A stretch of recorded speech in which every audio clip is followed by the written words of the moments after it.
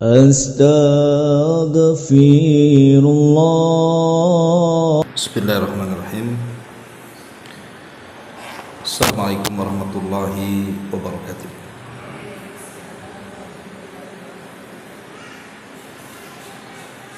Alhamdulillah wassalatu wassalamu ala Rasulillah wa ala alihi wa sahbihi wa mawalah wa la hawla wa la quwwata illa billahi wa ba'du.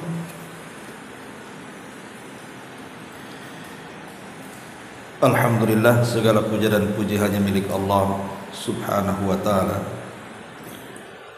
Salawat dan juga salam kita hadiahkan kepada Rasul kita Nabi besar Muhammad sallallahu alaihi wa ala alihi wasallam. Kita lanjutkan kembali kajian kita, masih membahas 175 jalan menuju surga. Dan kita masuk pada poin ke-13, halaman ke-59. Beribu-ribu pahala dan sebuah rumah di surga. Kita baca matanya baru kita jelaskan. Nabi sallallahu alaihi wasallam bersabda, "Man dakhala as-suqa faqala la ilaha illallah wahdahu la syarika lah, lahul mulku wa lahul hamdu yuhyi wa yumit wa huwa hayyun la yamut biyadihil khairu wa huwa ala kulli syai'in qadir, kataballahu lahu alfa alfi hasanah wa maha anhu alfa alfi sayyi'atin wa rafa'a lahu alfa alfi darajatin." Barang siapa yang masuk ke pasar lalu mengucapkan tidak ada sesembahan yang berhak disembah kecuali Allah satu-satunya, tidak ada sekutu baginya, hanya miliknya segala kerajaan, hanya miliknya segala pujian, dialah yang menghidupkan dan mematikan, dan dia maha hidup tidak akan pernah mati, hanya di tangannya segala kebaikan, dan dia maha kuasa atas segala sesuatu. Niscaya Allah akan catat baginya 1.000.000 pahala dan akan menghapus darinya 1.000.000 dosa dan akan mengangkat untuknya 1.000.000 derajat. Kemudian di dalam riwayat yang lain,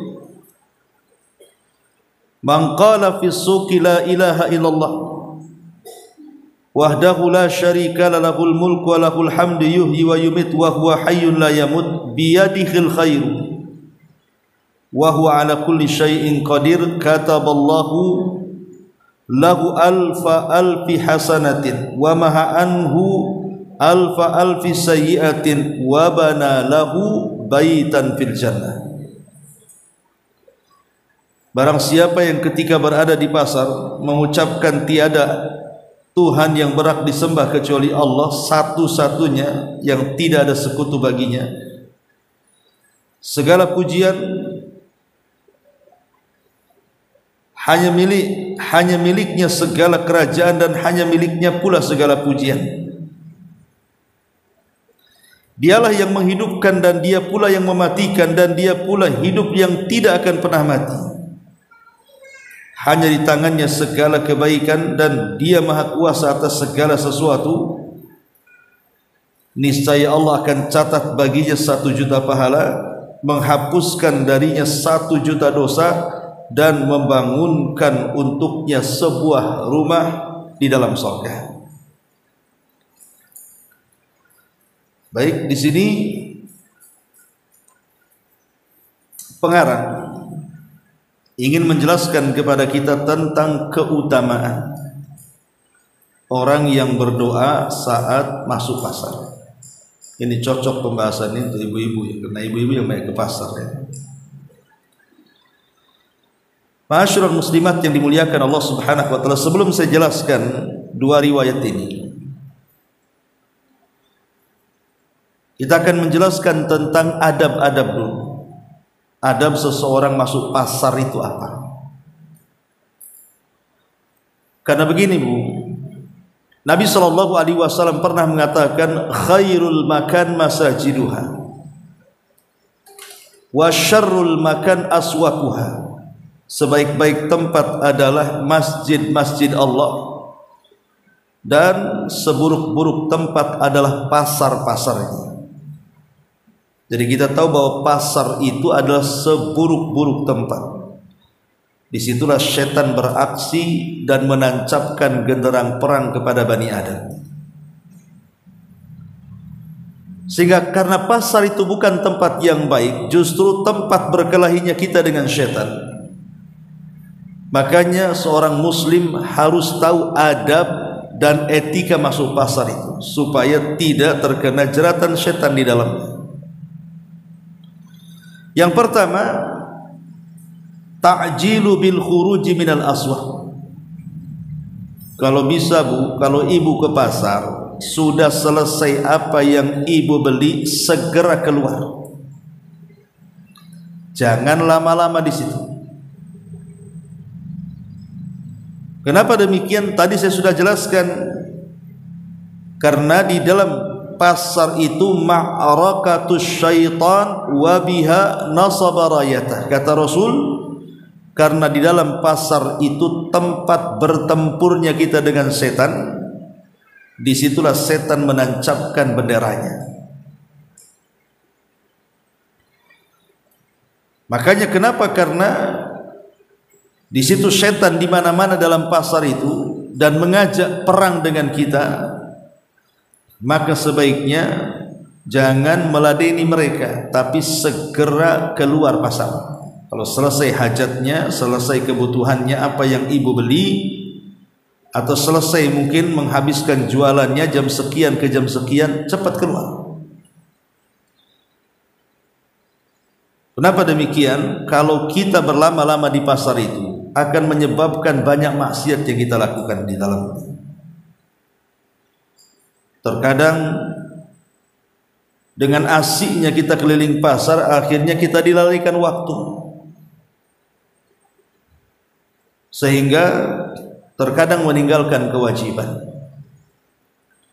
Apalagi pasar di zaman sekarang kan sudah disulap jadi mall masalahnya, sehingga terkadang itu yang namanya mall ya terang terus lah, mau pagi mau siang mau malam ya memang begitu terangnya, sehingga orang masuk mall itu kadang-kadang tidak tahu kapan pagi, kapan siang, kapan malam, kayak semua sama. Pemain ibu ke mall jam 10, keluar pula jam 10 juga, jam 10 malam gitu ya. Nah, ini kan bahaya. Kemudian yang kedua, tijaratun rabihatun fi abghadil biqa'i ila Allah azza wa jalla. Kita bisa berjual beli dengan Allah subhanahu wa ta'ala, bukan hanya berjual beli dengan manusia, tapi kalau bisa juga kita berjual beli dengan Allah subhanahu wa ta'ala. Dan ingat, berjual beli dengan Allah lan tabur, perdagangan dan perniagaan yang tidak pernah ada ruginya. Kalau berniaga dengan manusia, kadang untung kadang rugi, kadang kena orang amanah, kadang kena tipu juga kan itu. Tapi kalau berniaga dengan Allah subhanahu wa ta'ala, tidak ada ruginya. Dan riba yang dihalalkan itu ketika berniaga dengan Allah subhanahu wa ta'ala. Caranya bagaimana? Inilah hadis yang kita bahas ini. Jadi sebelum kita masuk ke pasar, berniaga dulu dengan Allah subhanahu wa ta'ala di pintu pasar itu dengan cara membaca doa ini.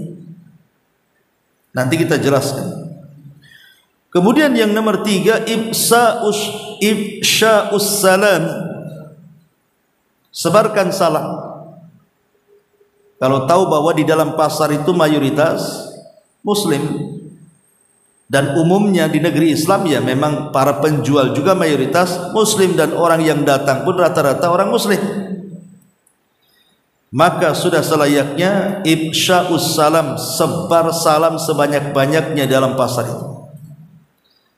Ustaz saya nggak kenal, nggak apa-apa, ucapkan salam saja, yang penting zahirnya nampak muslim, dia pakai jilbab, Karena di antara tanda-tanda kiamat itu, ketika orang mengucapkan salam hanya kepada yang dikenal dan tidak mengucapkan salam kepada yang tidak dikenal.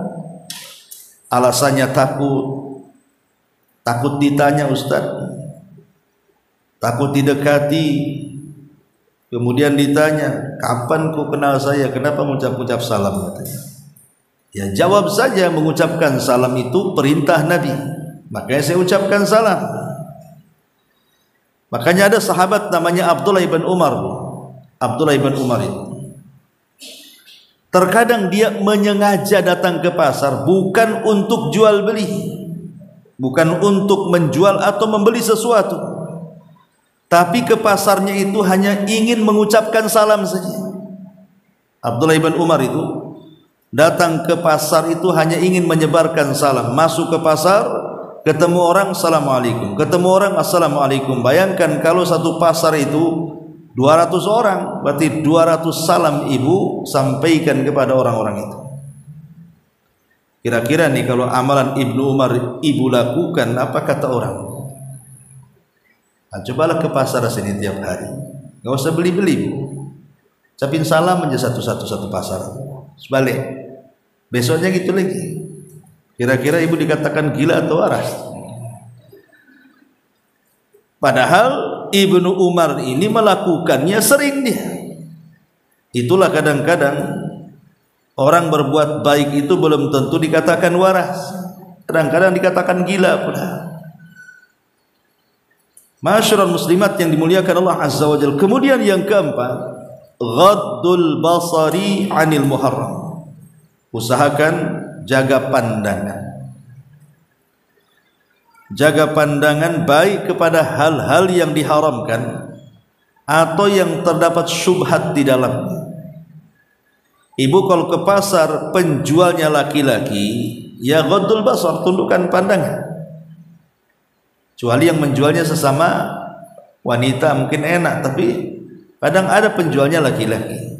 Karena dulu itu kalau pasar memang sampai sekarang kalau di daerah Timur Tengah kebanyakan isi pasar itu laki-laki yang jualan, yang datang juga laki-laki. Tapi kemudian berubah seiring waktu. Hari ini justru di negeri kita ini kebanyakan mayoritas yang di pasar itu perempuan, yang masuk pasar pun rata-rata perempuan.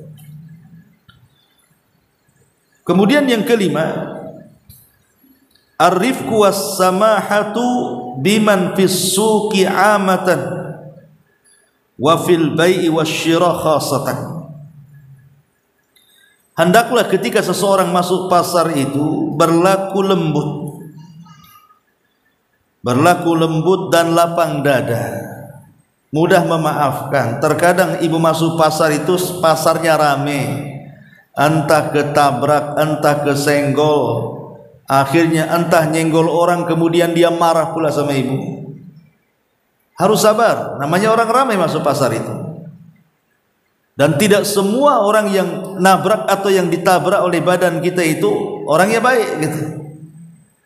Kalau orangnya baik ya biasa saja, sebagaimana aku disenggol dia, aku juga nggak apa-apa karena senggol orang.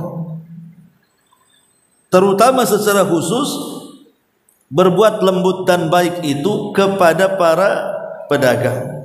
Kalau kita pembeli, kalau kita ini penjual, maka kita berbuat baik kepada pembeli. Masyarul muslimat yang dimuliakan Allah Subhanahu wa taala, dan itu disyaratkan di dalam hadis Nabi sallallahu alaihi wasallam, rahimallahu rajulan samhan idza ba'a wa samhan idza ishtara. Semoga Allah merahmati orang yang mudah saat posisinya sebagai penjual dan memudahkan saat posisinya menjadi pembeli. Ramah gitu ya. Penjual itu kalau ramah, senang sekali. Karena banyak emak-emak khususnya ini, kalau masuk sebuah warung kemudian orangnya jutek, orangnya pokoknya kasar gitu, tak mau beli lagi di situ walaupun murah. Tapi kalau umpamanya orangnya ramah, murah senyum, mahal-mahal pun mau dia ke situ. Kadang-kadang akhlak ini juga jadi market juga dalam jual beli itu. Kemudian juga yang nomor 6, as-sidqu wal amanah. Usahakan jujur dan amanah. Nabi SAW mengatakan al-bayyi'ani bil khiyar ma lam yatafarraqa. Fa in sadaqa wa bayyana burika lahuma fi bai'ihima wa in kadzaba wa katama lam yubarak atau muhiqa barakatu bai'ihima. Akad jual beli ini bil khiyar, itu terserah antara penjual dan pembeli sebelum keduanya berpisah. Jika keduanya jujur dalam berjual beli, kemudian diterangkan, tidak disembunyikan, maka akan diberkahi jual belinya. Jika keduanya dusta saat jual beli, maka akan dicabut berkah dari keduanya. Jadi kalau kita sebagai penjual jujur, nih barang-barang ini, umpamanya jual sayuran, nih maaf nih sayuran ini udah 3 hari makanya layu, ya. Ngomong saja seperti itu. Rizki itu biadillah, di tangan Allah Subhanahu wa ta'ala. Karena ada yang tidak jujur kan Bu. Kadang-kadang ikan itu udah mati 100 tahun itu, matanya pun udah merah menyala ikanku katanya. Kadang-kadang dikasih apa tuh, pengawet kan, pengawet mayat itu, bayangkan, supaya matanya makin cerah, makin terang. Lah ini kan tidak ada amanah namanya. Dia mau nipu orang, sudah nipu, bahayakan orang lagi. Karena pengawet mayat ini kan bahaya untuk kesehatan. Jadi sudah dia dusta, yang kedua ngeracuni orang jadinya kan.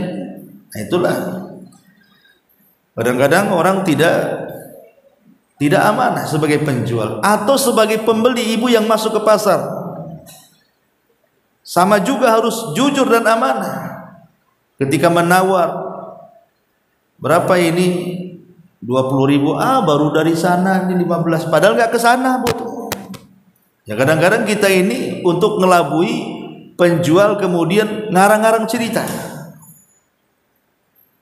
Langsung saja, kalau memang ibu suka beli, nggak suka tinggalkan, selesai kan gitu. Kenapa mesti ngarang-ngarang cerita untuk tawar-menawar di situ?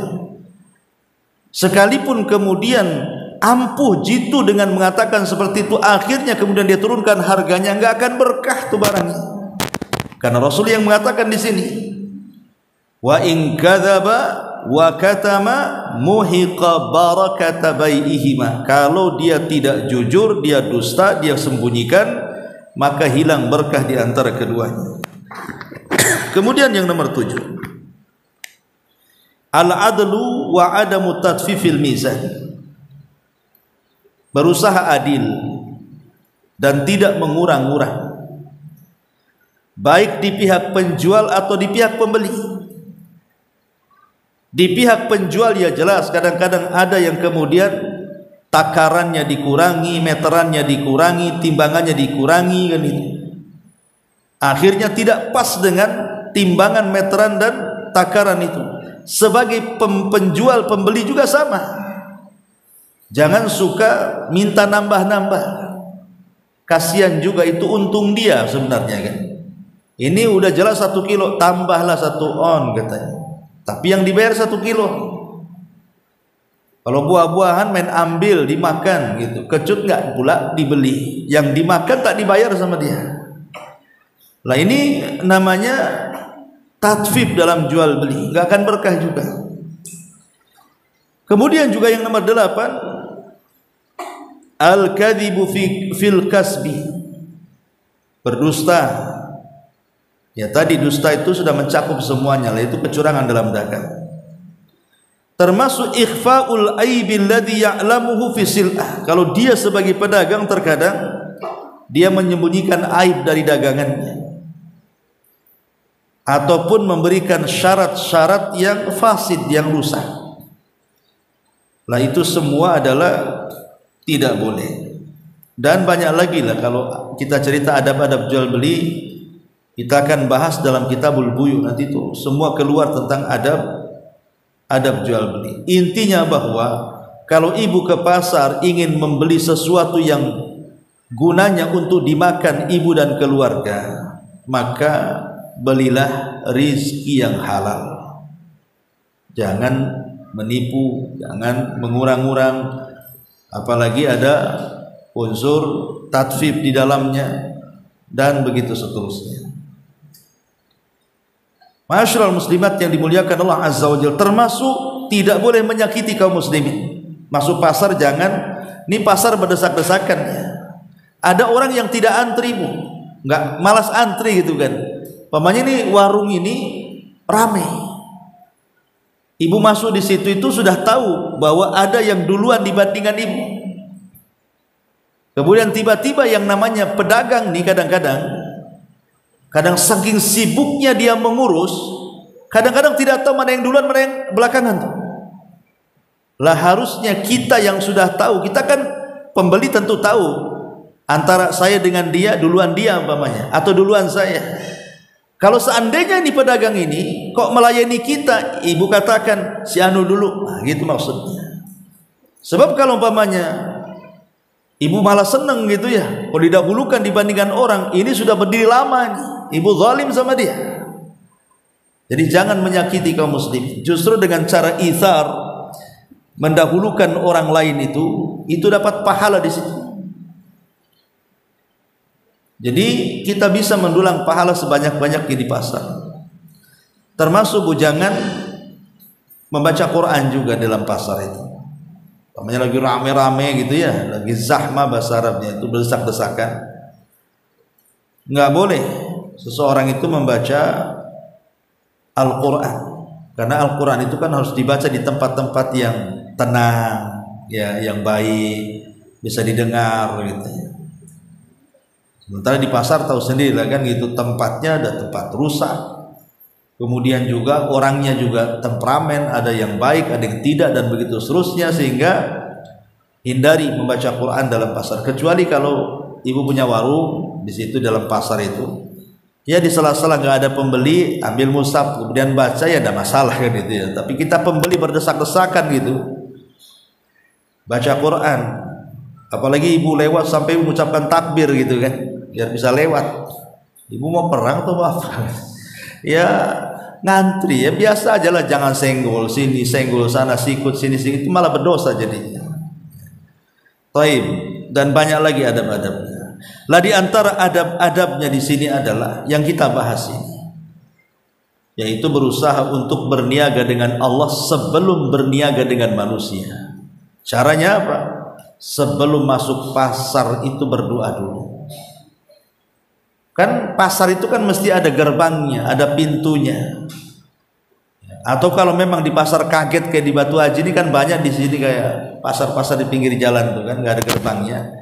Ya pokoknya ibu sebelum membeli sesuatu, bacalah doanya. Setelah selesai baca doa baru membeli.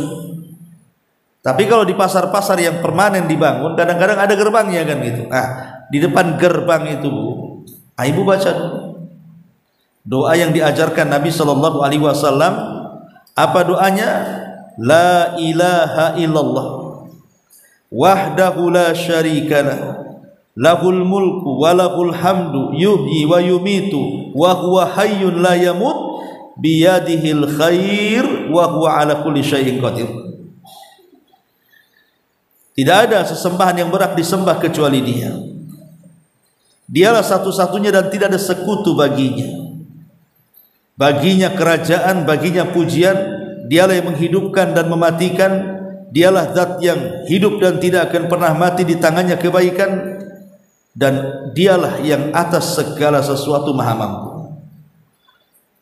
Ibu kalau baca nih, apa pahalanya? Luar biasa. Kata Nabi Shallallahu Alaihi Wasallam, pahalanya nih, berapa pahalanya? 4 perkara ibu akan dapat di sini. Ibu akan dapat 4 perkara kalau ibu baca doa ini. Pertama, kataballahu lahu alfi hasanatin. Ibu akan dicatat dalam catatan buku ibu yang di tangan para malaikat itu. Jadi akan dicatat sebanyak 1 juta kebaikan. Langsung diletakkan di catatan ibu yang di tangan-tangan malaikat itu, si fulan sudah membaca doa masuk pasar, aku tulis dia mendapatkan 1 juta pahala. Luar biasa Bu, 1 juta pahala. Bayangkan kalau kita mau beramal satu-satu, sampai kapan 1 juta dapatnya? Ini cukup berdoa depan pasar saja sudah dapat 1 juta kebaikan. Cukup sampai di sini? Tidak. Yang nomor 2, wa maha anhu alfa alfi sayyiatin, akan dihapus 1 juta keburukan. Dihapus. Ya. Cukup sampai di sini? Tidak. Wa rafa'a lahu alfa alfi darajah, Allah angkat 1 juta derajat dia. Dan yang terakhir dalam riwayat yang kedua, wa bana lahu baitan fil jannah, dan akan dibangunkan 1 istana di sorga. Subhanallah Bu.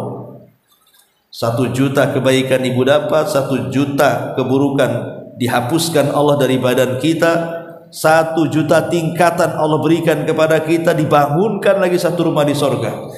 Ya kan rugi, sia-sia nih kalau seandainya ibu tiap hari ke pasar gitu. Kan ada orang yang tiap hari ke pasar, ada yang seminggu sekali. Coba bayangkan setiap hari Bu, kalau ibu sebelum masuk pasar baca doa ini, dan itu tiap hari, coba bayangkan berapa miliar, berapa triliun tuh dapatnya kalau terusan setiap hari sampai ibu wafat. Jadi ini luar biasa pahalanya. Memang hadis ini perselisihkan oleh para ulama, tetapi Syekh Albani rahimahullah ta'ala menghasankan, artinya hadis ini bisa dijadikan hujjah. Karena ada beberapa amalan, salah satu ciri-ciri hadis itu palsu, itu ketika amalannya ringan, pahalanya segudang. Nah ini kalau ada amalan ringan, pahalanya segudang, ini ciri-ciri hadis maudhu, hadis palsu. Tapi tidak semua. Itu hanya ciri-cirinya saja, tidak semua. Banyak hadis-hadis sahih pun yang menjelaskan tentang amalan-amalan ringan namun berpahala segudang. Salah satunya ini hadis ini.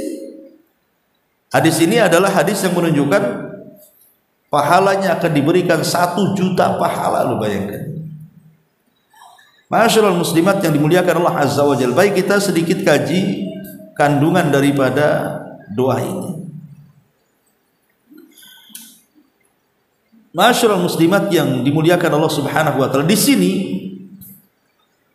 Nabi SAW memulai mengajarkan doa masuk pasar itu didahului dengan tauhid, la ilaha illallah wahdahu la syarikalah, lahul mulku wa lahul hamdu yuhyi wa yumitu wa huwa hayyun la yamut biyadihil khairu wa huwa ala kulli syai'in qadir. Lihat bagaimana dalam doa ini Rasul memulakan dengan kalimatut tauhid, la ilaha illallah. Kalimatut tauhid yang dengannya diutus para nabi, yang dengannya diturunkan kitab-kitab, yang dengannya disyariatkan jihad, yang dengannya terjaga harta, jiwa dan darah, dan begitu seterusnya. Itulah kalimatut tauhid, kalimat la ilaha illallah. Kemudian wahdahu la syarikalah, ini sebagai taukid bahwa karena dia tunggal, tidak ada yang sekutu, tidak ada yang berserikat dengan dia. Kemudian lahul mulku wa lahul hamdu, bagi dia kerajaan dan bagi dia pujian. Bagi dia kerajaan dan bagi dia pujian artinya bahwa Allah Subhanahu wa taala adalah zat yang pantas untuk dipuja dan dipuji, dan Allah adalah penguasa alam semesta. Bagi dia kerajaan, tidak ada kerajaan kecuali kerajaan Allah Subhanahu wa taala. Makanya pada hari kiamat, setelah Allah Subhanahu wa taala menghancurkan seluruh makhluk-makhluknya, di mana langit digulung dan juga bintang-bintang berjatuhan, air diluapkan, gunung-gunung diterbangkan, tidak ada manusia yang hidup, semua mati, malaikat mati, jin mati, manusia juga mati. maka Allah Subhanahu wa taala akan mengatakan limanil mulkul yaum. Sekarang kalian tahu kerajaan siapa ini sekarang ini. Siapa yang berhak memiliki kerajaan? Tidak ada yang menjawab karena semua mati, makhluk-makhluk yang berakal itu. Artinya Allah Subhanahu wa taala dialah raja bagi semesta alam. Kemudian perkataan beliau ataupun hadis Nabi sallallahu alaihi wasallam itu mengatakan man dakhala suq, barang siapa yang masuk ke dalam pasar, ya pasar ma'ruf, pokoknya tempat orang jual beli itulah pasar. Pokoknya kalau disebut pasar ya ma'ruf, pokoknya ada pasar kering, ada pasar basah kan itu. Pasar yang semua orang numplak di situ. Bukan maksudnya toko tertentu, tidak. Umpamanya ibu punya tetangga, lah tetangga ini buka warung kelontong. Kemudian ibu setiap mau beli berdiri dulu, baca doa ini dulu. Setiap mau beli baca doa ini dulu. Ini yang punya warung kelontong heran, kenapa ibu ini selalu berdiri di situ? Dia menghormat bendera saja gitu. Bukan untuk toko, ini tidak berlaku hadis ini. Maksudnya suk itu artinya pasar, tempat jual beli. Ya ma'ruf kalau disebut pasar ya pasar gitu. Kalau toko kan beda, bukan pasar dia. Jadi hadis ini bicara soal pasar, bukan soal toko. Yuhyi wa yumit, dialah zat yang maha menghidupkan lagi maha mewafatkan. Jadi Allah mampu menghidupkan dan Allah juga sangat mampu mewafatkan.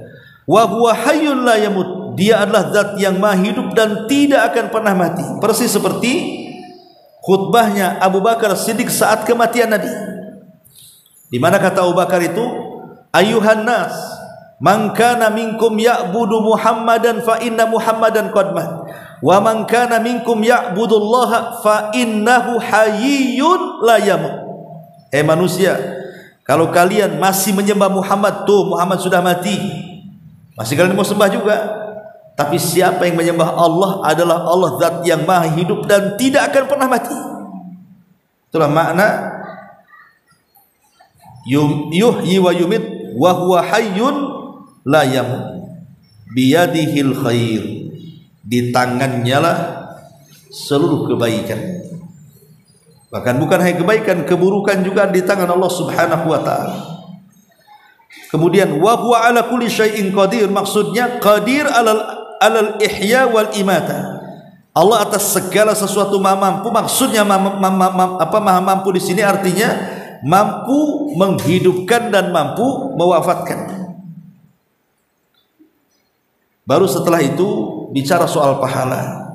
Kataba lahu alfa alfi hasanah, Allah akan catat 1.000.000 kebaikan. Maksudnya akan dicatat di tangan kiram al-katibin, malaikat pencatat.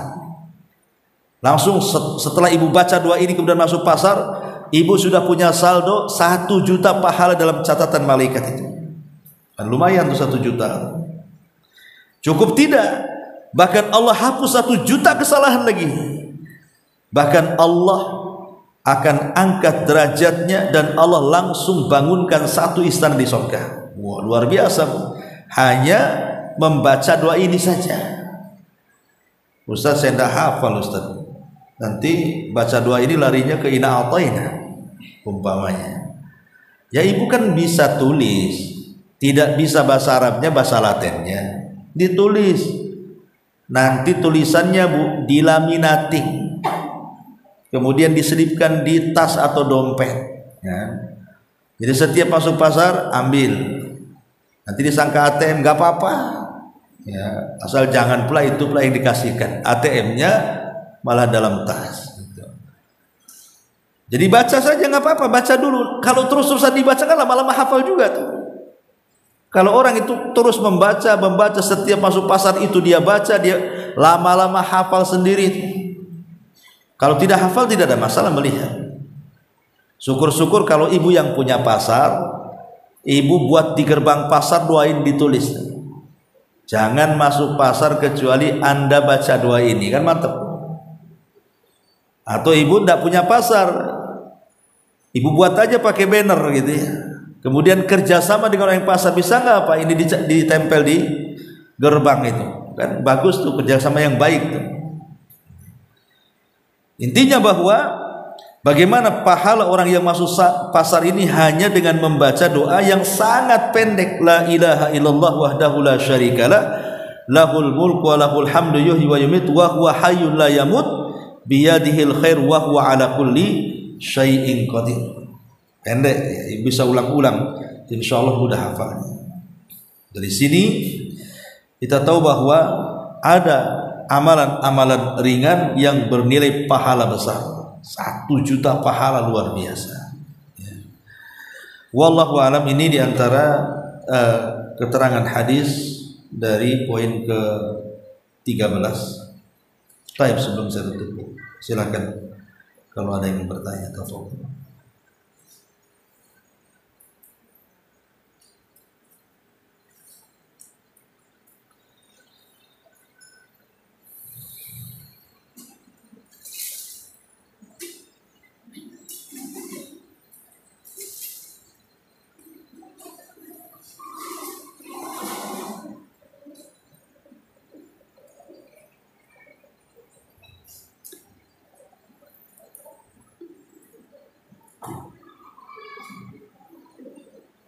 Assalamualaikum Ustaz. Waalaikumsalam.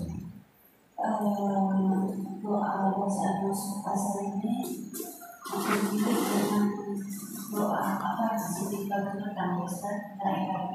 Iya. Dengan mendengarkan terkadang Ustaz terpleset kita membaca ya Ustaz, doa yang kita baca itu malah yang doa sedikit tentang. Apakah kita juga mendapatkan pahala yang sama, Ustaz?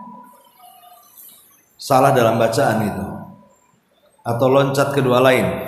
Tidak, ya kita baca la ilaha illallah wahdahu la syarikalah lahul mulku wa lahul ala kulli syai'in qadir. Kita lupa baca poin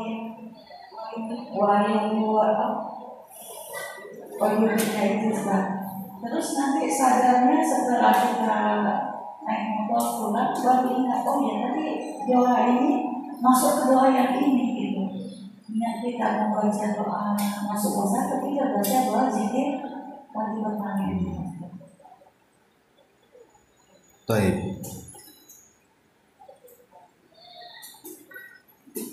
Iya, tentang masalah hadis tentang masuk pasar ini sebenarnya memang riwayatnya banyak. Riwayatnya banyak kan? Nah, salah satunya 2 hadis ini.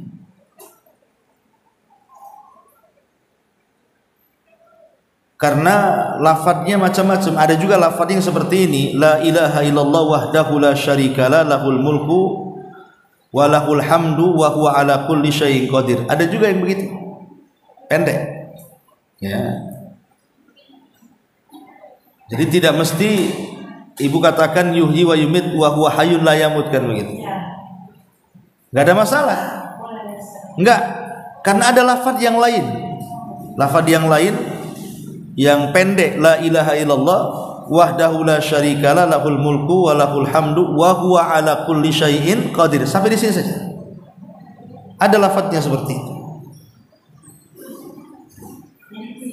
Enggak ada masalah. Terus kalau kita berada di rumah, kita buka pasar online, kita baca juga. Gimana? Kalau kita berada di rumah, kita mau buka pasar online, kita baca juga doa tersebut. Pasar online? Oh enggak, ini enggak masuk pasar online, Bu. Iya. Apalagi judi online. Enggak masuk lagi. Enggak ada pasar online. Ini khusus ya kita datang ke pasar. Ya, jadi enggak masuk ya. Kalau pasar bunga, Ustaz? Gimana? Pasar kembang, kita mau beli bunga? Ya sekarang ini kan pokoknya di situ terjadi transaksi jual beli, dan memang orang mengatakan itu pasar.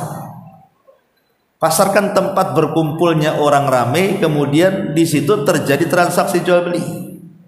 Tempat berkumpulnya orang, pasar itu untuk transaksi jual beli. Jadi kita memang kalau kita pemainnya pasar online gitu kan. Susah kita akan mempraktikkan adab-adab yang tadi saya sebutkan tadi. Iya, Ustaz. Jadi memang harus ya pasar-pasar yang ma'ruf di sini. Ya walaupun pasar bunga, pasar apa, kalau memang itu disebut pasar, ya berlakulah adab-adab pasar itu.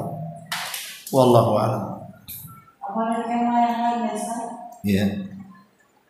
Hari akad yang kemarin kan saya belum selesai ya, sudah tahu sekarang.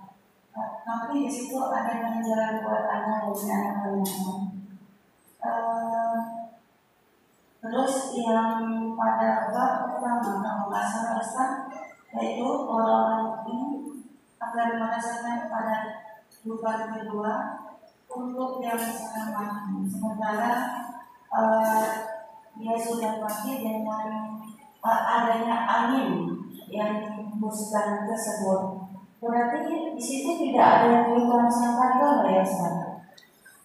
Iya, orang-orang yang beriman itu dia tidak akan merasakan kiamat, tidak akan merasakan kehancuran alam semesta, karena sebelum terjadinya kiamat mereka sudah mati semua dengan angin tadi. Makanya tiupan yang pertama itu hanya dirasakan orang kafir saja, tapi tiupan yang kedua hari kebangkitan, hari di mana Allah Subhanahu wa taala membangkitkan kembali manusia setelah kematiannya, maka semua akan merasakan, tidak mukmin tidak kafir. Jadi pada tiupan yang kedua semua merasakannya, tapi pada tiupan yang pertama tidak merasakan kecuali orang kafir saja. Karena orang Islam, orang mukmin diwafatkan sebelum itu terjadi dengan dikirim angin yang sangat dingin menerpa setiap ketiak-ketiak orang itu, kemudian diwafatkan bagi yang punya iman walaupun sebiji darah. Ketika tidak ada lagi orang yang beriman, maka sisanya orang-orang kafir. Disitulah kiamat dibangkitkan. Makanya Rasul mengatakan la taqumus saah illa ala syiraril khalqi. Tidak akan tegak hari kiamat kecuali ditimpakan kepada manusia yang paling buruk di permukaan bumi. Siapa? Mereka orang kafir lah. Wallahu a'lam.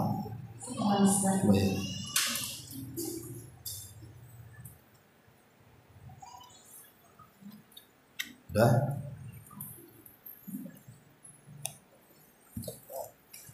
Ada? Ada yang bertanya? Iya, sudah.